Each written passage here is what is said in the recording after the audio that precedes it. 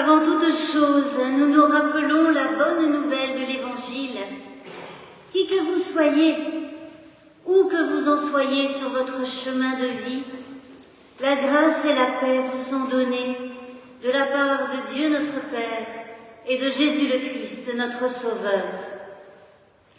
Bienvenue à vous, amis, frères et sœurs, dans ce temps de culte où nous venons nous mettre à l'écoute de la parole de vie, où nous venons prier, chanter, déposer notre existence afin qu'elle soit ranimée et restaurée par le souffle de l'Esprit Saint.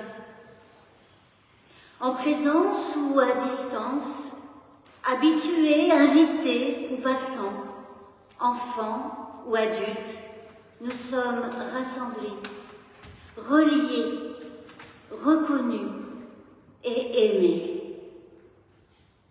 Alors oui, nous voici devant toi, Dieu notre Père. Nous voici recueillis et prêts à puiser au plus profond de nos cœurs la paix et l'harmonie, l'élan et la joie. Et tu nous les renouvelles toujours, toi qui es à la source de toute vie.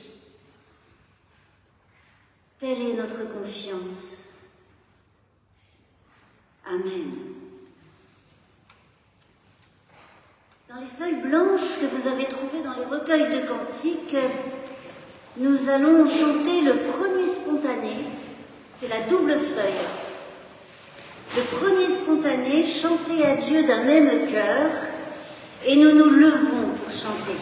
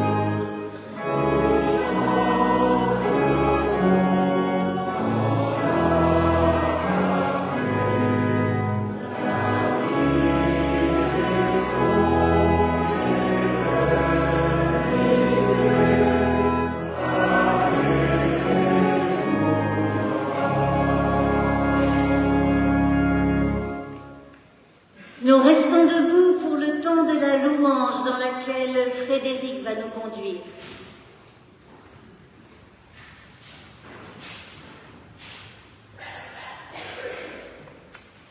Donc nous louons Dieu à travers les paroles de Marion Muller-Collard. Te louer, mon Dieu, c'est construire un petit château, des petits cailloux que l'enfant glane sur le chemin de ses rêveries. C'est faire un festin d'un bout de pain qu'offrira un voisin et qu'on mâchera lentement dans une religieuse attention au simple fait d'être vivant. Te louer, c'est siffler un air de printemps au plus profond d'un soir d'hiver. C'est regarder le point minuscule d'une étoile dans le ciel et revoir à la hausse les dimensions de l'univers. C'est revoir à la baisse notre propre importance. C'est se sentir petit et immense de te connaître. C'est rire pour 3 fois rien aimer. C'est jouir simplement de se sentir vivant dans une poignée de main. Te louer, mon Dieu, c'est mordre dans un fruit, goûter un vin nouveau, c'est reconnaître enfin ta divine alchimie derrière le goût de l'eau. Amen. Et nous poursuivons la louange avec le chant du psaume 67 dans les recueils de cantiques que vous avez trouvés à l'entrée. Parce qu'il n'y en a pas pour tout le monde, on peut peut-être partager avec ceux qui n'en ont pas. Et au psaume 67, nous chanterons les 2 strophes.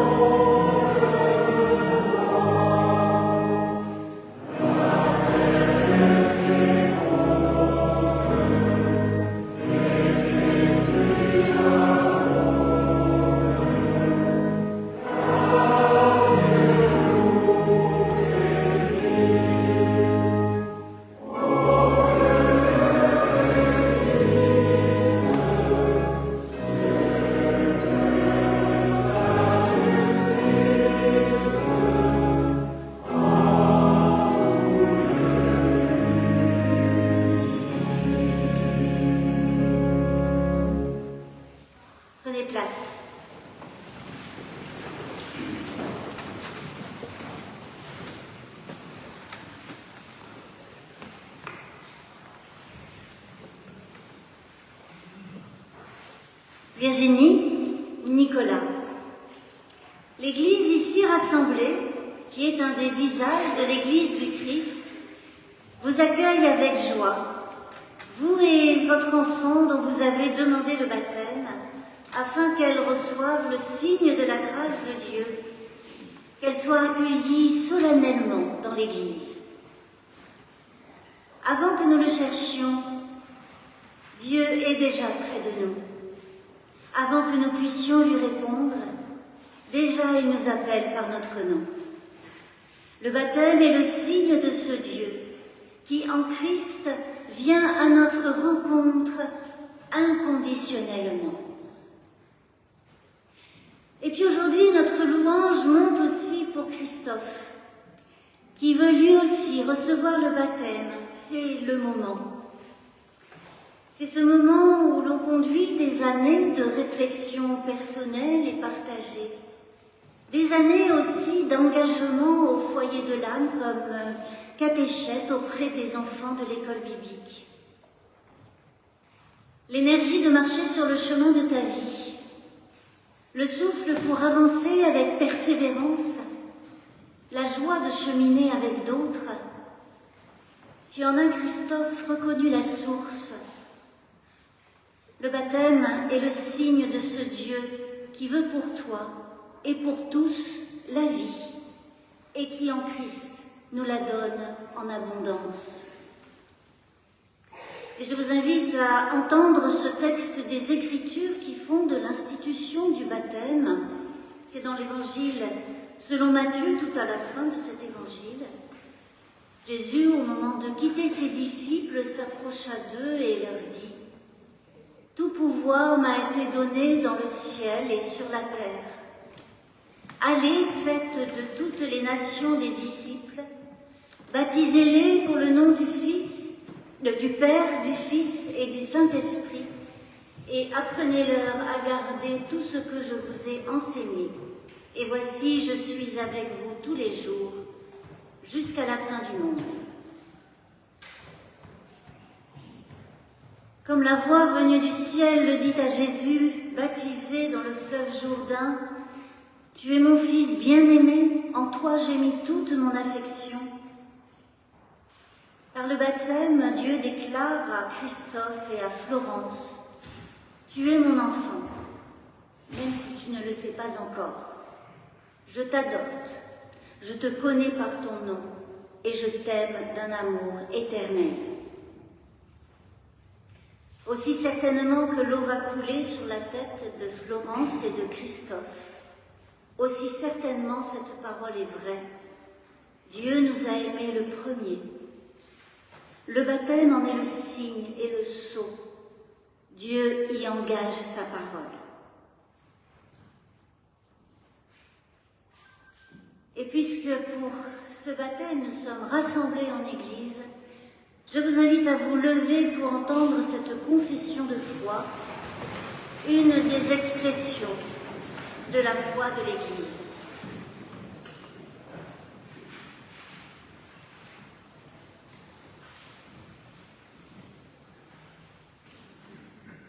Nous croyons que Dieu est le Père de tous les humains, de tous les peuples. Personne n'est exclu de son amour.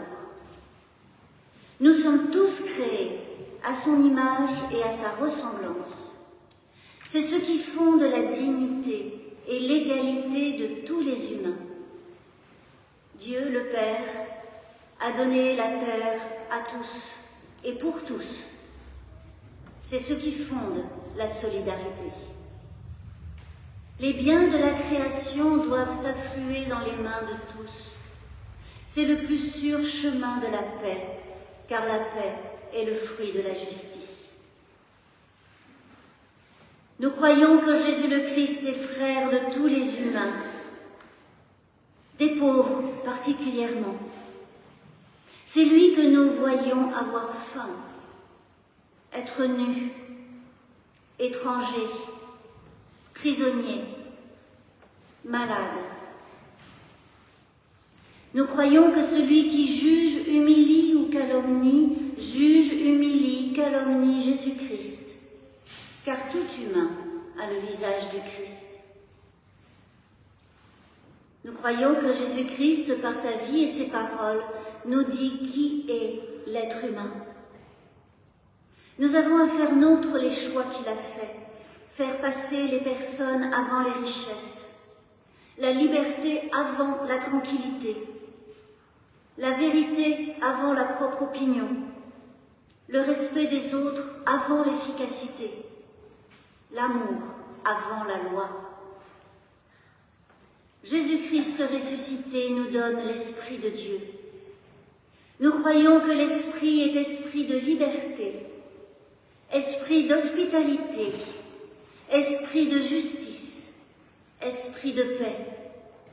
Il accueille au lieu d'exclure, il respecte au lieu de condamner, il ouvre les portes et ne les ferme pas.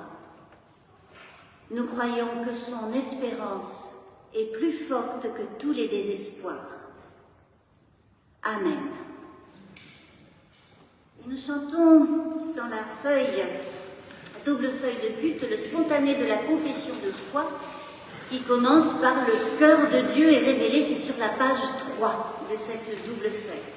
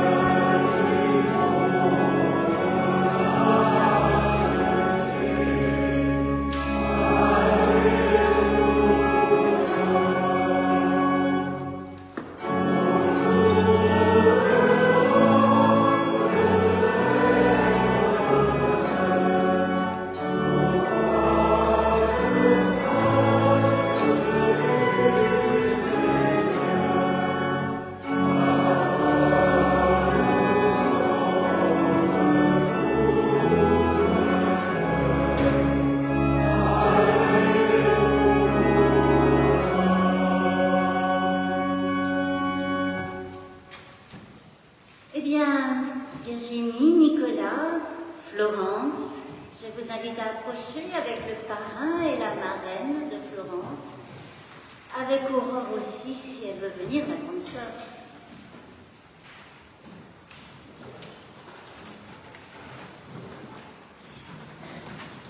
Et puis Christophe, toi aussi, approche avec Emmanuelle, ton épouse, que tu as souhaité avoir à tes côtés.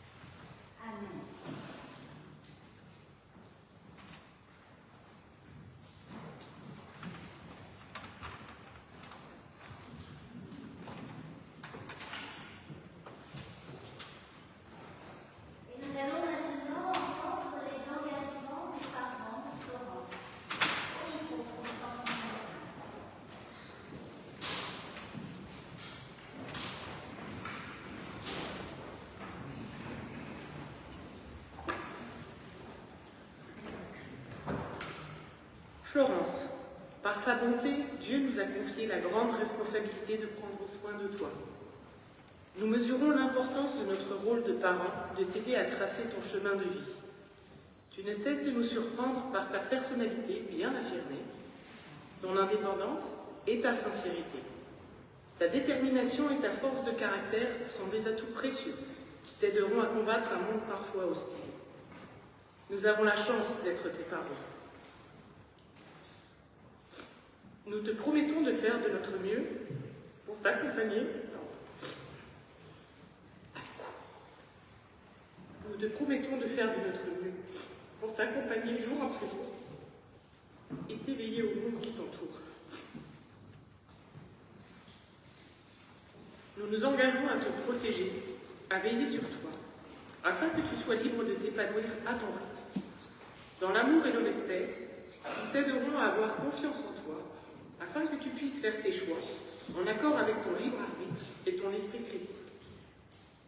Par ce baptême, nous souhaitons te prendre par la main pour t'emmener sur le chemin de la foi, celle même qui guide nos pas et qui nous a enseigné les valeurs chrétiennes d'amour, de partage et de bienveillance que nous vous transmettons à toi et ta grande sœur Aurore.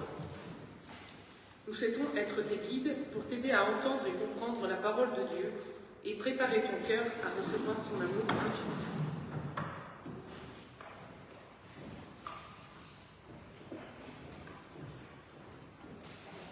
À travers les écrits de la Bible, tu apprendras que la sagesse, à travers les écrits de la Bible, tu apprendras que la sagesse et l'humilité sont de grandes forces. Nous t'apprendrons la valeur inestimable d'un sourire et d'un éclat de rire, le pouvoir d'un regard, d'une parole et les bonheurs simples de la vie. Tu auras conscience de la richesse d'aimer et d'être aimé, pour tour à tour transmettre joie et bienveillance à tous ceux qui t'entourent. Tour à tour parents, mais aussi frères et sœurs dans l'amour de Dieu, nous nous engageons à être à ton écoute et à te guider au mieux vers la lumière d'une vie emplie d'amour, de joie et d'épanouissement personnel. Nous mettrons tout en œuvre pour t'aider à grandir et devenir une personne libre et épanouie. Nous te promettons d'être présents à chacun de tes pas pour que tu te sentes jamais seul, que ce soit dans la joie ou dans la peine. Par ce baptême, nous semons en toi les graines d'une foi solide et universelle. L'Église t'aidera à les faire fructifier. Nous nous engageons à te faire découvrir ta famille spirituelle qu'est l'Église. Nous te transmettrons nos valeurs, nos savoir-faire et nos connaissances pour qu'à ton tour, tu sois libre de les transmettre, plus riche de ta personne et de ton expérience.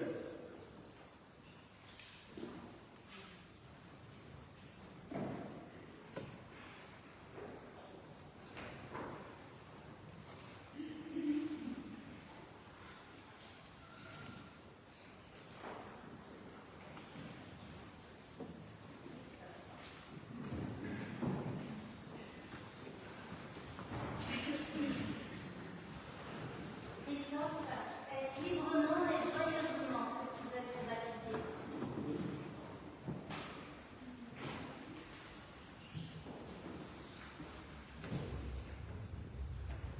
Christophe, je te baptise au nom du Père, du Fils et du Saint-Esprit. Christophe, toi, cette parole est vraie. Dieu t'aime au point de te donner ce qu'il a de meilleur, sa parole, son Christ, son esprit, car il veut pour toi la vie. Et jamais rien ne pourra te séparer de l'amour qui te manifeste en Jésus-Christ. Christophe, tu es béni.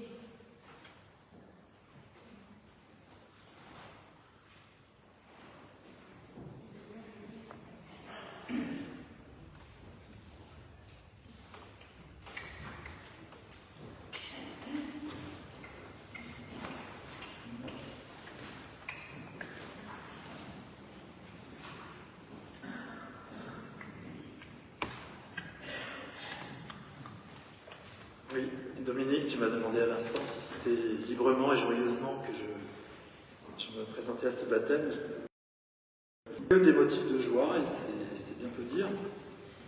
Mais lorsqu'ils sont présents, j'ai envie d'y être attentif, et cela m'incite à être reconnaissant, à dire merci pour ces signes qui témoignent que la vie vivante est bien là, proche de moi, en moi.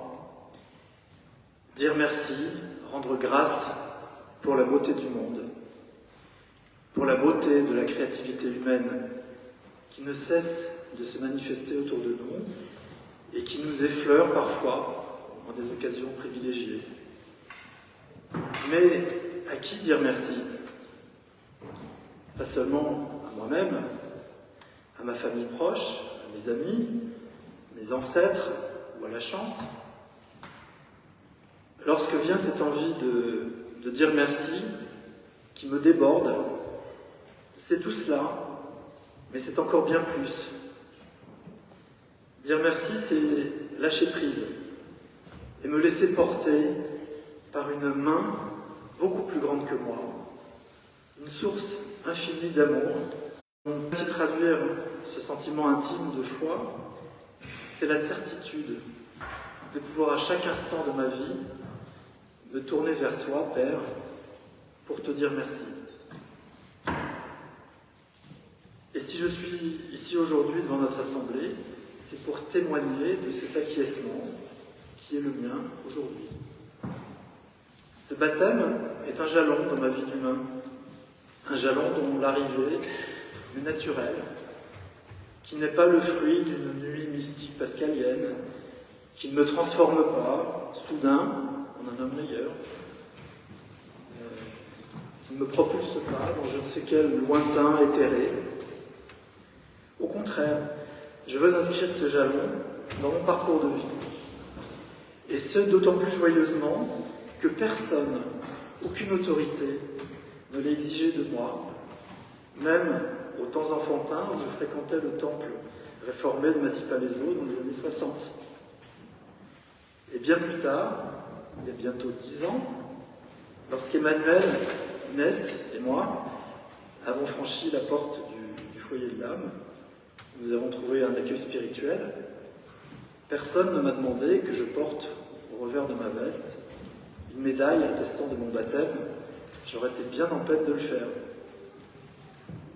Je mesure la réalité des mots de Charles Wagner et suis heureux de ne me sentir l'hôte d'aucune famille étroite, mais d'une assemblée fraternelle et solidaire. Et je mesure la chance qui est la mienne aujourd'hui de pouvoir faire ce choix en toute liberté, une liberté que tant d'hommes et de femmes peinent à se voir reconnaître quand ils n'en sont pas tout simplement complètement privés. J'ai voulu ce baptême comme une occasion joyeuse d'acquiescer en pleine conscience à cette présence qui m'accompagne et me soutient depuis longtemps. Un oui, en fraternité, à Jésus le Christ, à qui je peux dire « Oui, je suis ton frère », comme beaucoup d'autres femmes et hommes. Ce lien qui me relie à toi, Jésus, est à la fois singulier et universel. Savoir que tu m'acceptes comme frère me donne force et joie et me rapproche de mes sœurs et frères humains. Je suis heureux de me nourrir de ton message de vie, ici et maintenant, au travers des textes de la Bible. Ces textes que nous partageons, nous, les moniteurs et notre pasteur, avec les enfants de l'école biblique. Ces textes qui sont comme autant de graines semées, de vie et d'espoir. Et à tout cela, je dis joyeusement oui, aujourd'hui et en votre présence.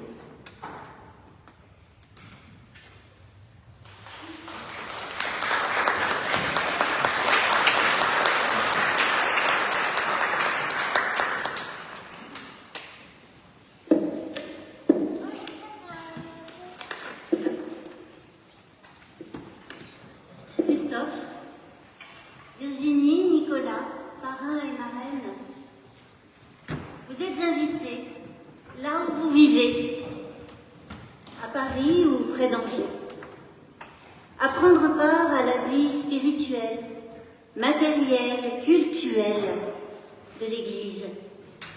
Vous êtes invités à nourrir votre foi par la lecture de la Bible, la prière, l'écoute de la parole.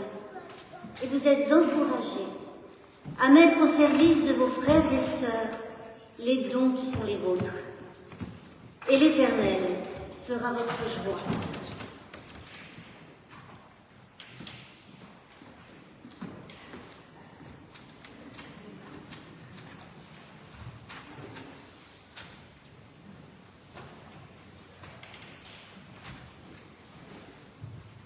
Frères et sœurs, voici Florence, c'est votre sœur, et Christophe, votre frère, qui vous ont donné, afin que vous les aimiez, afin que vous priez pour eux,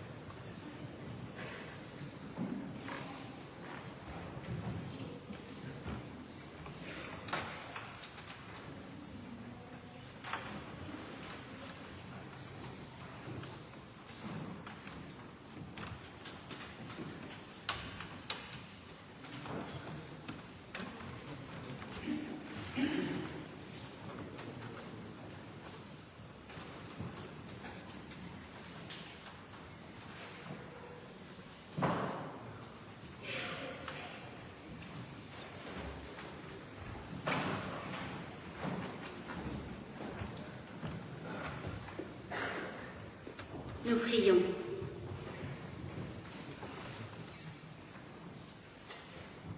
Dieu notre Père, nous te rendons grâce pour le baptême que viennent de recevoir Florence et Christophe.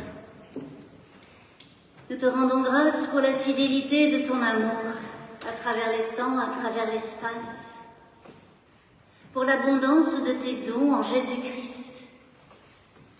Nous te confions Florence et ses parents marraines, sa famille. Nous te confions Christophe et toutes celles et ceux qui l'aiment, qui l'entourent, qui l'accompagnent. Veuille toujours les soutenir, éclairer leurs pas et souffler en eux et entre tous le souffle bienfaisant de ton esprit. Amen. Et nous chantons au cantique 219, Dieu de lumière, esprit de vie.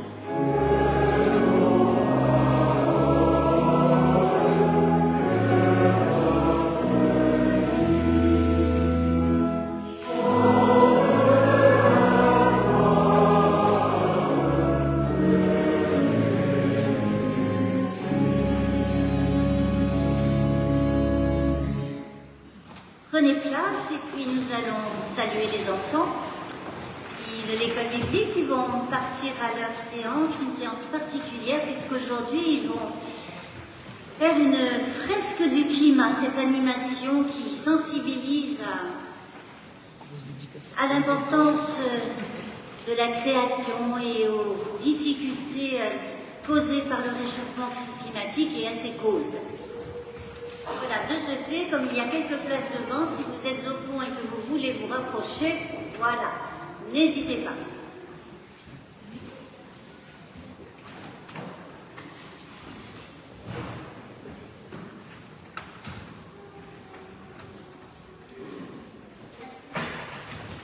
s'il y a d'autres enfants qui veulent accompagner pour faire eux aussi la fresque du climat, ils seront les bienvenus. Donc n'hésitez pas si vous souhaitez aller voir, participer à cette animation. Voilà.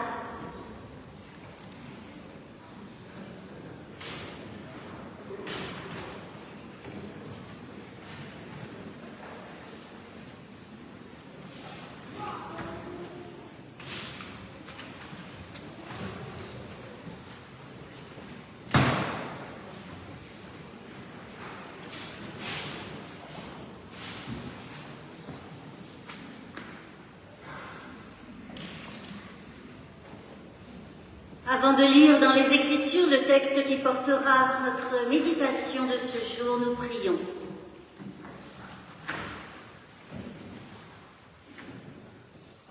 Éternel notre Dieu, ta parole est une pluie qui féconde nos cœurs desséchés. Ta parole est une fontaine qui désaltère notre vie assoiffée. Ta parole est une graine semée dans le champ de notre humanité. Éternel, notre Dieu, nous ouvrons les pages des Écritures. Par ton esprit, que s'y lève ta parole et qu'elle parle à nos cœurs, à nos intelligences et à nos âmes.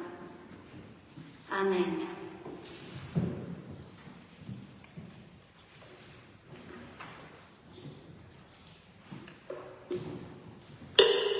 Nous lirons ce matin dans l'Évangile selon Jean au chapitre 21, les versets 1 à 14. Vous en avez le texte sur la petite feuille du culte.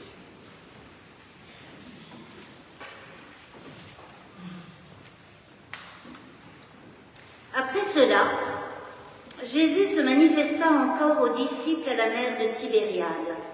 Voici comment il se manifesta. Simon-Pierre, Thomas, celui qu'on appelle le jumeau, Nathanaël de Cana de Galilée, les fils de Zébédée et 2 autres de ses disciples étaient ensemble. Simon-Pierre leur dit « Je vais pêcher ». Ils lui dirent « Nous venons avec toi, nous aussi ». Ils sortirent et montèrent dans le bateau. Cette nuit-là, ils ne prirent rien. Le matin venu, Jésus se tint debout sur le rivage, mais les disciples ne savaient pas que c'était Jésus. Jésus leur dit, « Les enfants, avez-vous quelque chose à manger ?»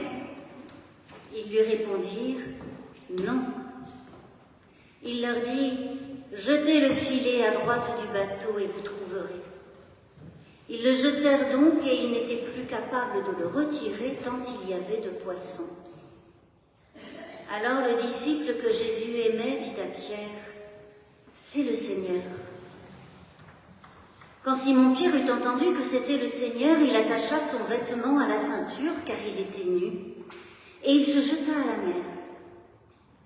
Les autres disciples vinrent avec la barque en traînant le filet plein de poissons, car il n'était pas loin de la terre, de 200 coudées environ. Lorsqu'ils furent descendus à terre, ils voilà un feu de braise, du poisson posé dessus et du pain. Jésus leur dit, « Apportez quelques-uns des poissons que vous venez de prendre. » Simon-Pierre monta dans le bateau et tira à terre le filet plein de 153 gros poissons. Et quoi qu'il y en eût tant, le filet ne se déchira pas. Jésus leur dit, « Venez déjeuner. » Aucun des disciples n'osait lui demander, « Qui es-tu, toi ?» car il savait que c'était le Seigneur. Jésus vient, prend le pain et le leur donne, ainsi que le poisson. C'était déjà la 3e fois que Jésus se manifestait à ses disciples depuis qu'il s'était réveillé d'entre les morts.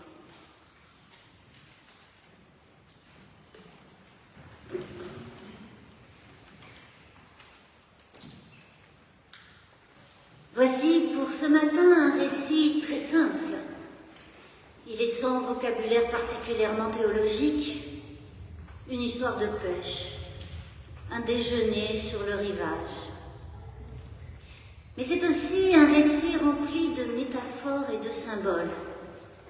Un peu comme si ce récit était un filet dans lequel l'auteur avait ramené une bonne pêche de symboles et de métaphores, tout ce qui permet de parler de la foi, du Christ, de Dieu, d'une manière non pas cryptée, parce que pour ses lecteurs au 1er siècle, c'était limpide, mais d'une manière qui nous conduit, nous autres lecteurs du 21e siècle, à prendre un peu de temps pour comprendre et pour que se déploie l'horizon vers lequel le récit nous emmène. C'est un récit presque familier. Je suis à peu près certaine qu'il n'y a pas de pêcheurs professionnels dans l'Assemblée. Mais c'est un récit familier parce qu'il est question du temps ordinaire, du quotidien et de l'échec et de l'espérance malgré tout. Donc, 7 disciples partent pour une nuit de pêche sur le lac de Tibériade. Bien sûr, il faut manger. Mais c'est aussi, faute de mieux, pour ne pas rester désœuvré, à simplement attendre une nouvelle manifestation du ressuscité. Il y a eu d'abord le jour de Pâques avec la manifestation du Christ vivant à Marie de Magdala, que curieusement l'auteur de ce texte ne semble pas compter parmi les disciples. Puis il y a eu la manifestation de Jésus ressuscité aux disciples rassemblés, sauf Thomas qui était absent. Alors 8 jours plus tard, une nouvelle manifestation également pour les disciples avec Thomas qui était bien parmi eux. Et après, que fait-on? Que fait-on après un moment si fort et si intense? Quand on a vécu une expérience extraordinaire, un événement qui vous a soulevé, qui a soulevé le temps également, un événement comme une brèche dans la réalité et dans l'imagination. Que fait-on après l'intensité d'un commencement? Quand dans la durée retombe quand même un peu l'enthousiasme, la joie, la sensation exacerbée de la vie et la force des liens qui unissent.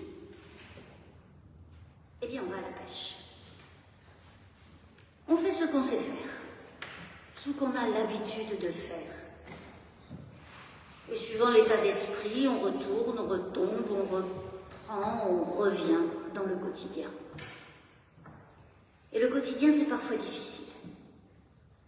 Même pour les disciples. Peut-être même surtout pour les disciples, à qui Jésus de Nazareth, le Christ de Dieu, n'a cessé d'ouvrir les yeux, n'a cessé d'apprendre à ouvrir les yeux, et aussi le cœur et l'intelligence et l'âme. Il n'a cessé de leur apprendre à voir ce qui est véritablement, et non pas voir ce qu'on voudrait voir, ni voir ce qu'on croit voir, ni voir ce qu'on nous dit qu'il faut voir. Les pêcheurs n'ont rien pris. De toute la nuit de travail et d'efforts conjugués, ils n'ont pas remonté le moindre petit poisson. Oui, vraiment, cette nuit est bien sombre. Et la mer hostile, non à cause d'une tempête, mais par absence de poissons, par manque. C'est une mer vide. La synergie de cette force de compétence et d'expérience n'a rien donné. Et pourtant, il y a dans la barque de fortes personnalités et des talents.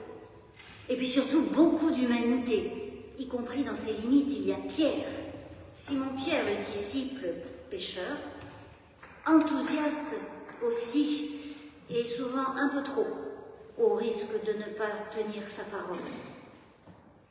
Il y a Nathanaël, savant dans l'interprétation des textes. Il y a Thomas, celui qui voulait toucher, voir et toucher pour croire. Il y a les 2 fils de Zébédée, pour lesquels leur mère avait beaucoup d'ambition. Elle en voulait un à la droite et l'autre à la gauche de Jésus-Christ au ciel. Et puis 2 autres, dont on apprend au fil du récit que l'un est le disciple que Jésus aimait, et puis il en reste un anonyme. Une place pour chacun pour chacune d'entre nous. Mais malgré toute cette diversité, le filet reste vide. Et le quotidien l'est parfois, n'est-ce pas? Sans plus d'espoir, sans plus d'élan. Quelque chose qui ressemble à un échec. Et qui laisse les disciples pécheurs démunis, sans force après toute une nuit de travail et sans repas pour pouvoir reconstituer leur force. Et comment faire face alors au jour qui se lève, à l'aujourd'hui qui commence à peine et qui commence à la peine. Oui, ce récit s'inscrit et nous inscrit au milieu de nos jours, au milieu de nos vies, de nos quotidiens, dans leur alternance souvent imprévisible de réussite et de déception, de travail et de perte, de compagnonnage et de deuil. Ce n'est pas ailleurs que passe l'Évangile, la bonne nouvelle. Parmi ces humains toujours imparfaits que nous sommes, et dans le quotidien parfois essoufflé qui est le nôtre. Et cela fait même partie de la bonne nouvelle. Nous n'avons pas besoin d'être parfaits.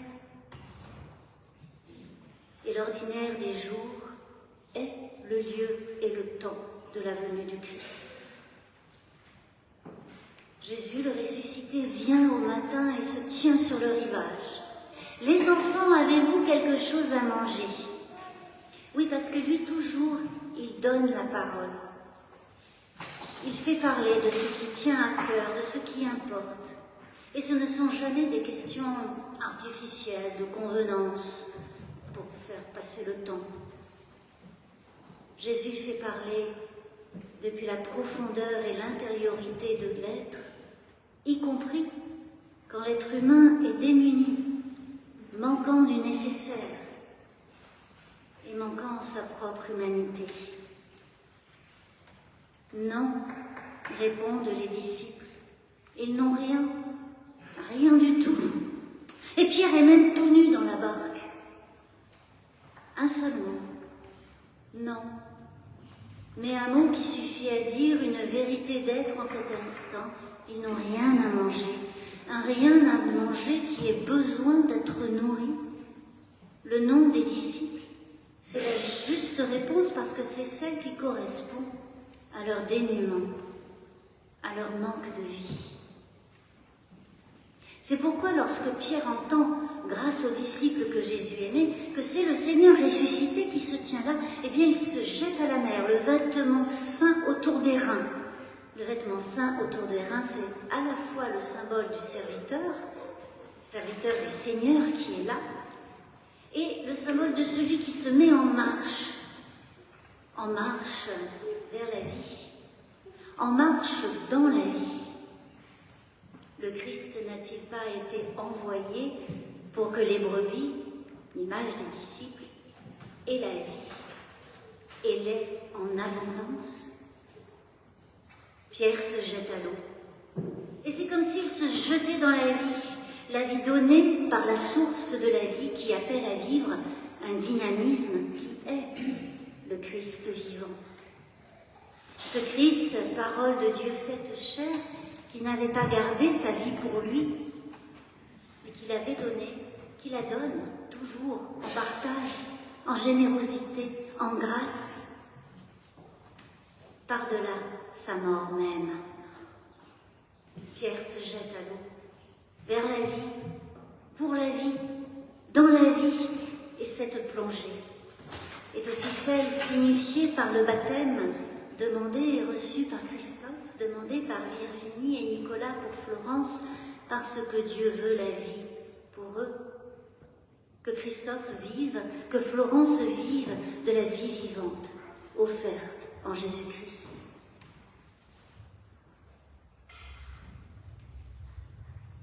Le chapitre 21, dont nous avons lu une partie ce matin, a été ajouté ultérieurement à l'évangile de Jean qui, dans sa première rédaction, se terminait à la fin du chapitre 20. Bon, il n'y avait pas de chapitre quand ça a été écrit, mais c'est plus facile d'en parler ainsi. Et ce chapitre 21 a été ajouté par un auteur qui avait bien lu et bien compris ce qu'il avait reçu comme évangile les 20 chapitres précédents. Il avait bien compris en particulier l'importance du thème de la nourriture et comment un repas, même un peu de poisson et de pain sur un rivage, comment un repas est signe de vie. La vie reconnue de chacun des convives et la vie commune et partagée entre tous. Il avait bien compris comment ce qui est mangé est métaphore de ce qui fait vivre et comment un repas est capable de dessiner ou de redessiner le monde. Un déjeuner sur le rivage, ce n'est pas pour faire une jolie carte postale avec un gros plan sur les poissons grillant sur un feu de braise avec le pain chaud à côté. Il y a tout un chapitre dans l'évangile de Jean qui commence par le partage de 5 pains et de 2 poissons, un partage avec lequel, grâce auquel 5000 hommes vont être nourris. Un partage qui se poursuit, après l'épisode d'une traversée mouvementée de la mer, par un grand discours de Jésus dans lequel le Christ dit « Je suis le pain de vie ». Le Christ ressuscité se tient sur le rivage, il vient, et grâce à lui, il y a une pêche extraordinaire. Mais ce n'est pas tout. Il a préparé le repas sur la plage, du petit poisson grillé et du pain. C'est lui qui l'a fait. Et pourtant, ce n'est pas satisfaisant. Il fait ajouter du poisson de la pêche, quelques-uns des 153 gros poissons du filet. Parce que de ce qui a été préparé par le Christ, eh bien, les disciples sont appelés à prendre part aussi. Ils ne sont pas entièrement passifs. Ils n'ont pas simplement se mettre les pieds sous la table, même s'il n'y avait pas de table. Ils participent. Ils en sont capables. Ils sont responsables dans le présent. Et notre participation à l'Église et au monde est ainsi suscitée, ressuscitée. Elle est permise, elle est possible par le Christ vivant qui rend capable et responsable chacun et chacune avec sa propre parole et sa singularité d'être. Nous avons entendu la parole de Nicolas et de Virginie au sujet de Florence. Nous avons entendu la parole de Christophe ce matin. Notre participation à l'Église et au monde est appelée par le Dieu de Jésus-Christ, qui libère chacun et chacune de la peur de vivre. 153 gros poissons. Alors 153, les matheux parmi vous le savent déjà peut-être, sinon vous vous adressez à Christophe ou à Nicolas à la sortie du culte. C'est un nombre qui a de multiples possibilités. En particulier, c'est d'être le nombre triangulaire de 17. Si ça ne vous dit rien, 17, c'est le nombre des nations citées dans le récit de Pentecôte, qui signifie tous les peuples connus à l'époque et tous les peuples étant destinataires de l'Esprit Saint, parce que Dieu n'est pas partial. Et tous et toute l'humanité est appelée. Et de 17, pour passer de 17 à 153, c'est-à-dire élargir encore si c'est possible, il faut faire 1, plus 2, plus 3, plus 4, plus 5, etc., plus 17, et ça fait 153. 153, c'est le symbole de cette humanité rassemblée, tellement largement, dans ses diversités. Toute l'humanité appelée. Mais pas appelée à être mangée. Les enfants, avez-vous quelque chose à manger? C'est qu'il n'est pas question dans ce récit de remplir les estomacs, mais de nourrir les existences. Et le récit entremêle les symboles du pain et du poisson, nourriture de base, mais surtout, le pain et le poisson désignent le Christ lui-même. Le pain symbolise, nous l'avons vu, c'était au chapitre 6, le Christ, pain de vie. Et le poisson, c'est aussi un symbole. servant à désigner le Christ, et les tout premiers chrétiens s'en sont servis abondamment. Poisson en grec se dit ictus, qui s'écrit fort heureusement avec les premières lettres des mots grecs que je traduis en français: Jésus, Christ, Fils de Dieu, Sauveur. C'est une confession de foi en forme de poisson. L'évangile de Jean, dans sa première version, se termine avec les mots suivants: Jésus a encore produit devant ses disciples beaucoup d'autres signes qui ne sont pas écrits dans ce livre, mais ceux-ci sont écrits pour que vous croyiez que Jésus est le Christ, le Fils de Dieu, et que par cette foi, vous ayez la vie en son nom.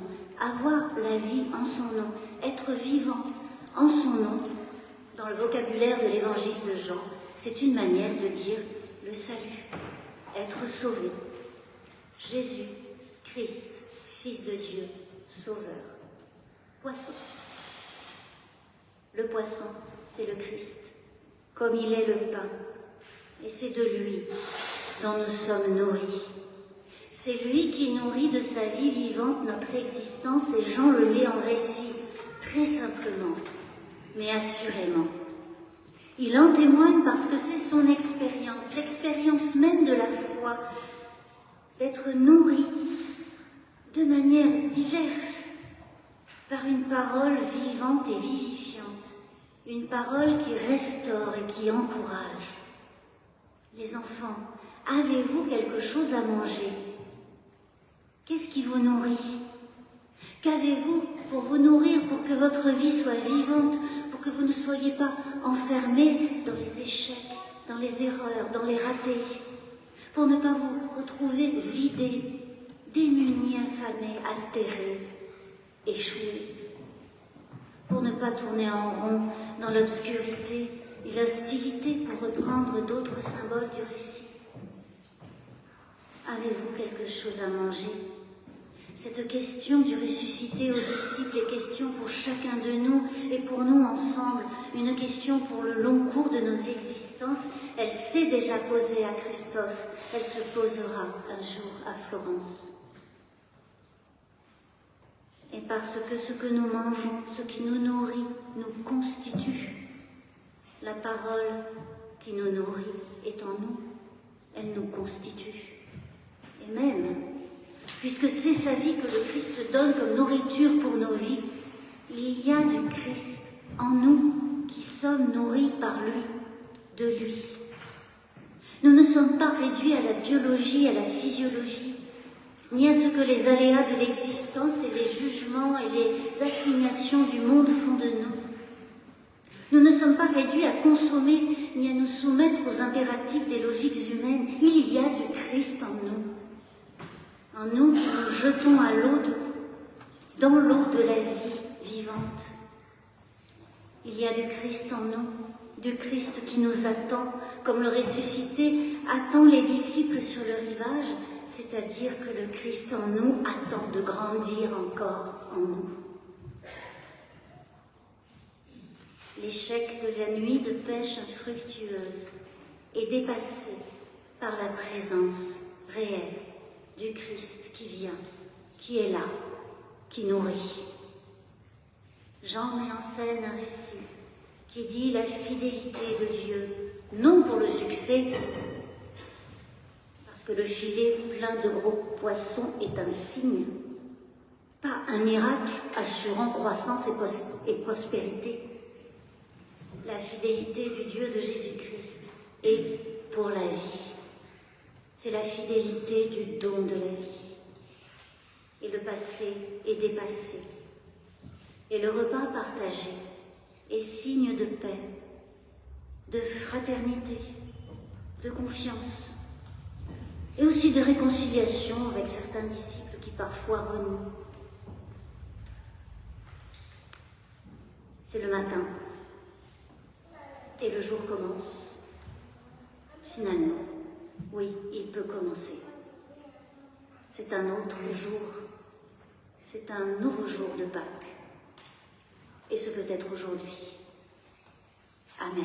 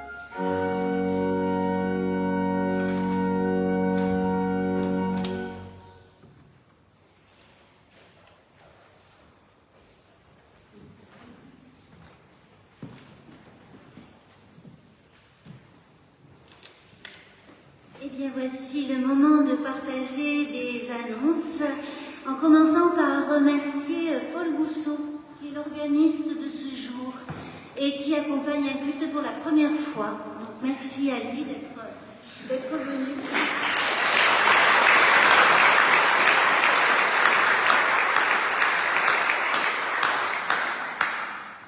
Après le culte, Virginie, Nicolas et Christophe nous invitent dans la salle vitrée dans l'entrée du temple à partager un verre de l'amitié, ce qui nous permettra de leur parler, de faire connaissance, ou voilà, de prolonger un peu la joie de ces baptêmes. Et d'autant plus qu'aujourd'hui, l'école biblique va durer peut-être un peu plus longtemps, jusqu'à 12h15. Les parents ont été prévenus, parce que la fresque du climat, c'est un petit peu plus long. Donc voilà, ce sera le temps que les enfants redescendent. Et quand ils seront partis, nous pourrons monter à notre tour dans la salle du 2e étage, enfin en tout cas ceux qui souhaitent participer au repas de JMJ. c'est-à-dire des jeunes et des moins jeunes. Ouais. Et ces jeunes et moins jeunes, après un moment de convivialité gratuite et joyeuse, eh bien nous pourrons écouter et discuter avec Yvonne et Luc Ventrepote, qui sont présents parmi nous et qui ont créé, si j'ai bien compris, une association familiale protestante qui s'appelle la Halte du Pinson et qui propose des gîtes de répit, ainsi qu'un ciné-relax. Alors voilà, si ça vous intéresse et si vous souhaitez vous joindre à participer à ce repas, c'est pas compliqué, soit vous avez déjà apporté quelque chose à partager, soit vous pouvez aller au marché acheter quelque chose à partager, soit vous n'avez rien du tout et c'est pas grave, on partagera. Donc voilà, après le culte. Comme c'est dimanche, c'est aussi le jour de la collecte au profit de l'épicerie solidaire de la Croix-Rouge du 11e arrondissement. Et dimanche prochain, pareillement, vous pouvez, si vous le souhaitez, regarder les listes affichées dans l'entrée du temple et qui indiquent les produits dont l'épicerie a particulièrement besoin en ce moment. Dans la semaine qui vient, à la fin, ça me rappellera. Dans la semaine qui vient, il y aura mardi 13 à 20h la réunion du mois de mai du Conseil presbytéral. Mercredi 14, c'est le ciné-club. Alors, où est Didier? Voilà.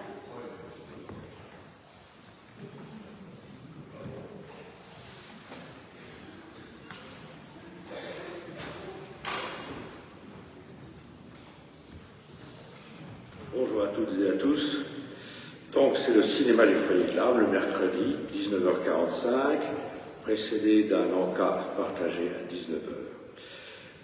Vous savez, ou vous ne le savez pas, mais je vais vous l'apprendre, que le Foyer de l'Arme a édité 3 ouvrages consacrés à des écrivains et leur rapport avec Dieu.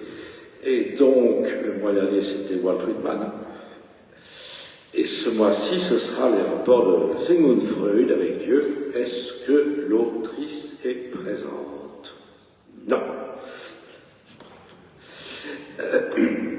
Et donc le cinéma du Foyer de l'Arme, cette programmation est en rapport avec ces publications.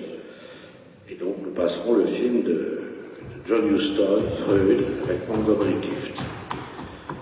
John Huston est un cinéaste qui a commis 2 ou 3 films sans intérêt, mais beaucoup de films très audacieux. Il a adapté Moby Dick, il a adapté la Bible, le premier chapitre de la Genèse, il a adapté Au-dessous du volcan, et donc il a filmé une biographie de Freud avec Montgomery Clift.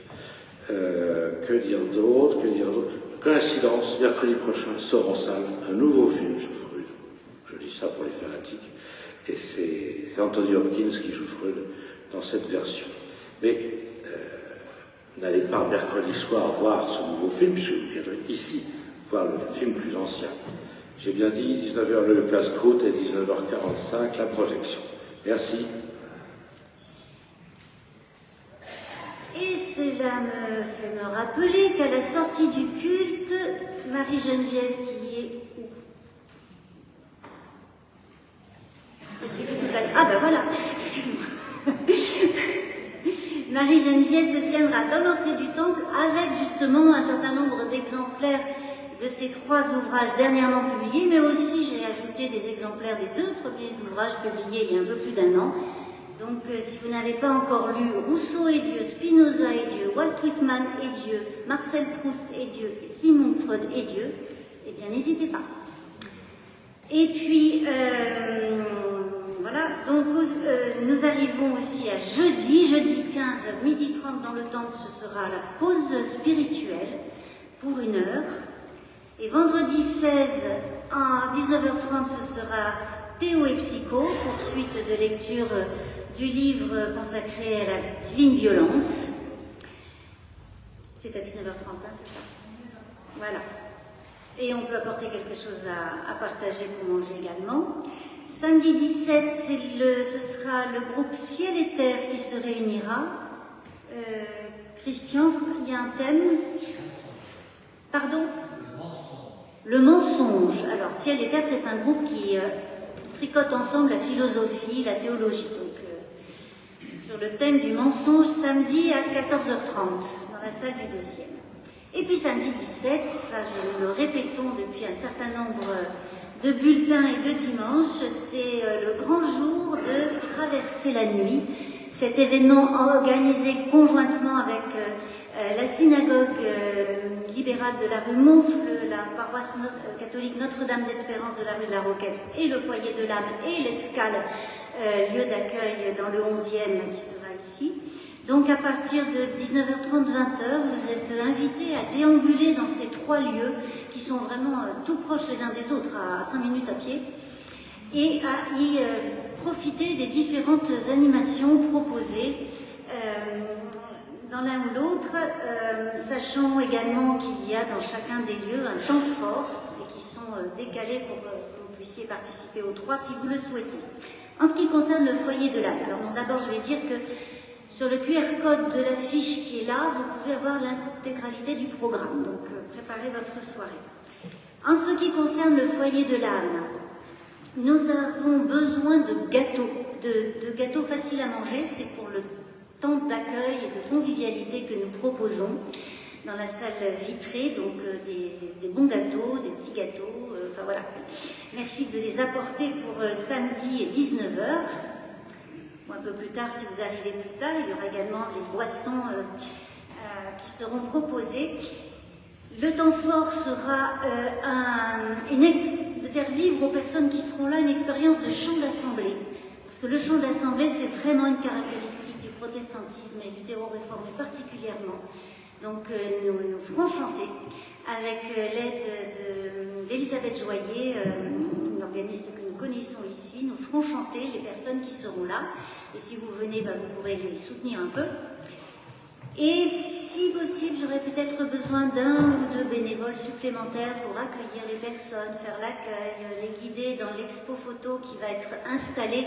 Merci beaucoup pour les 65 photos que nous avons reçues et qui seront donc installées dans le temple pour samedi 17, Traverser la nuit. Donc faites-moi part de vos possibilités en gâteau ou en coup de main au cours de la soirée. Et dimanche 18, le culte sera assuré par Philippe Volo, puisque pour ma part, je participerai à la session du mois de la commission des ministères. J'ai une autre annonce à faire. Une amie du foyer de l'âme nous a donné une rampe pour permettre aux fauteuils roulants d'entrer dans le temple. La première marche, celle qui va sur le trottoir, étant extrêmement élevée, nous ne pouvions pas ou difficilement accueillir les fauteuils roulants. Et bien maintenant, ce sera possible. Donc n'hésitez pas à le dire autour de vous pour des cultes, pour des manifestations, pour des concerts. La rampe est pliable, elle se range très facilement, elle s'installe en un tour de main. Donc c'est très facile et merci beaucoup à cet ami qui nous a fait ce don. Est-ce qu'il y a d'autres choses à annoncer? Oui, Françoise, tu voulais dire quelque chose? Oui, il y a une affiche dans l'entrée du temple pour un débat qui a lieu au Forum 104 rue de Vaugirard sur le « Où est passée la paix ?» ça s'appelle, voilà, et c'est le... Voilà, vous avez une annonce dans l'entrée pour cet événement au Forum 104. Où est passée la paix? Y a-t-il d'autres choses, Marie-Claude?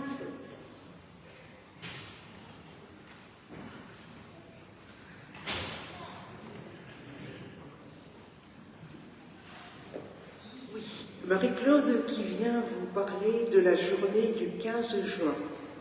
Je sais que vous avez tous bien noté la date du 15 juin, qui sera le culte de revoir de Dominique et qui sera suivi d'un buffet. Alors nous avons besoin de vous pour le buffet. Déjà, je remercie les personnes qui m'ont indiqué qu'elles apporteraient quelque chose. Donc j'ai besoin de vous pour les boissons et pour la proposition du buffet. D'autre part, vous allez recevoir un mail d'invitation, de rappel, qui vous indiquera aussi quelque chose d'important. C'est le lien sécurisé par lequel vous pourrez donner votre don pour participer à la cagnotte. Je sais que vous serez nombreux. Merci.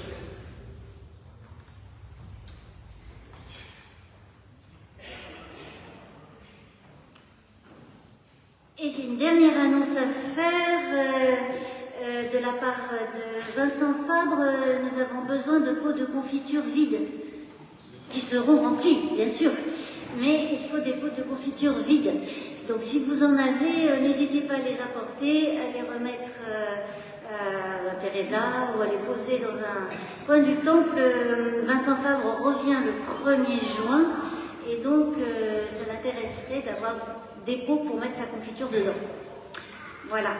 Et puis, il apportera également le 1er juin les kouglof et pâtés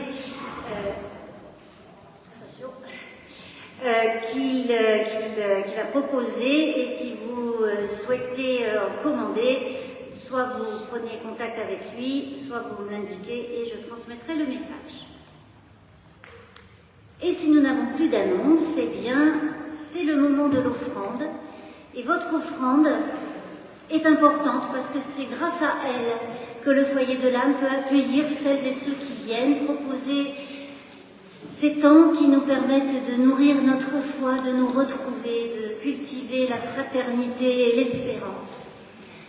C'est un moment de confiance, de communion et de louange et de fraternité. Pendant cette offrande, alors je voulais préciser que, voilà, oui, Cédric a le panier connecté pour celles et ceux qui voudraient faire une offrande par carte bancaire, sinon d'autres personnes passeront dans les rangs.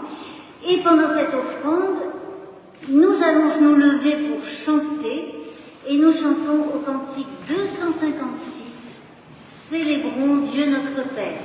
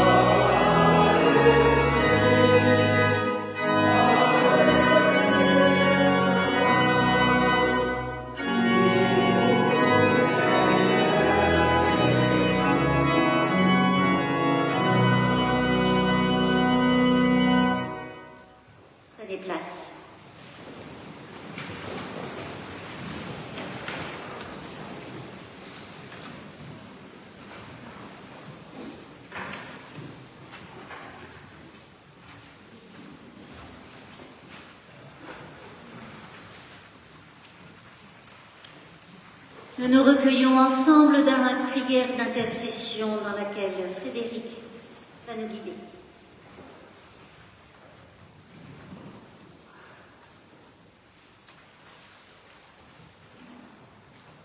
L'apôtre Paul a écrit « Soyez toujours joyeux. La grâce du Seigneur Jésus soit avec vous. Soyez en paix les uns avec les autres. » Aujourd'hui, des frères et des sœurs en humanité ne sont pas joyeux, car ils connaissent la solitude, la peur, la faim, la souffrance et la maladie. Aujourd'hui, des frères et sœurs en humanité ne sont pas en paix, car ils vivent la haine, la violence, l'oppression, la rancune. Aujourd'hui, des frères et sœurs en humanité ne vivent pas la grâce, car ils sont prisonniers de leurs idoles, de l'orgueil et de la cupidité, d'esprits mauvais, de leur égoïsme. Nous te prions pour que notre monde vive la parole que tu nous donnes à travers celle des témoins du Christ. Nous te remettons tous celles et ceux que tu confies à notre prière, et particulièrement celles et ceux qui ne trouvent pas la joie, qui ne sont pas en paix, ceux qui ne vivent pas la grâce, parce que parfois l'épreuve est trop lourde, la ténèbre trop épaisse, l'espérance trop lointaine. Nous te remettons les gouvernants et les fonctionnaires pour qu'ils aient à cœur de promouvoir la justice et la paix. Nous te remettons les chercheurs et les médecins pour que tu les soutiennes et les inspires, qu'ils trouvent, guérissent et relèvent. Nous te remettons les familles et les paroisses pour qu'elles soient des lieux de partage, d'amour et de réconciliation. Nous te remettons l'Église pour qu'elle proclame et vive la justice et ta libération. Seigneur, nous voici devant toi, les mains ouvertes comme des mendiants, pour que tu nous donnes ta joie, ta grâce et ta paix. Et si d'une manière ou d'une autre, nous pouvons être des anges messagers de ta parole et la répandre autour de nous, montre-nous le chemin, ouvre nos yeux, éveille notre imagination. Ensemble, dans la communion de l'Esprit, nous disons à voix haute ou dans le secret du cœur la prière que le Christ a enseignée à ses disciples. Notre Père qui es aux cieux, que ton nom soit sanctifié, que ton règne vienne, que ta volonté soit faite sur la terre comme au ciel. Donne-nous aujourd'hui notre pain de ce jour. Pardonne-nous nos offenses, comme nous pardonnons aussi à ceux qui nous ont offensés. Et ne nous laisse pas entrer en tentation, mais délivre-nous du mal. Car c'est à toi qu'appartiennent le règne, la puissance et la gloire, au siècle des siècles. Amen.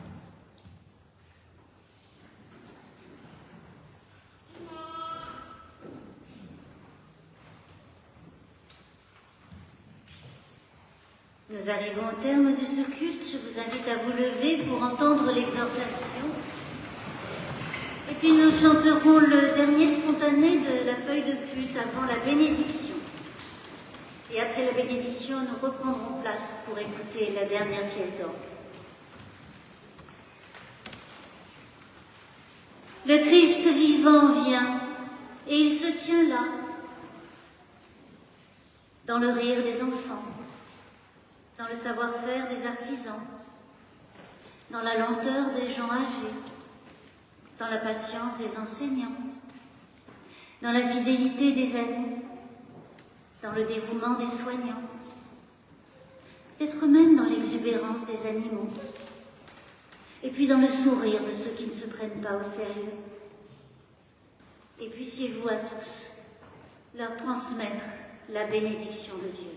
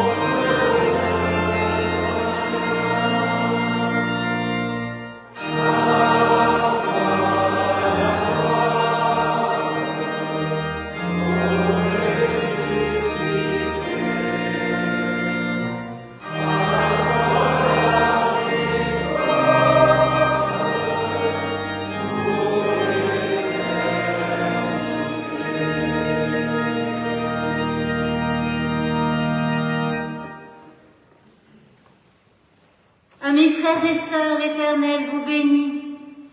Que sa volonté soit faite en vous et par vous. Que sa bonté rayonne en vous et par vous. Que son évangile se répande en vous et par vous. Et que son règne vienne. Amen.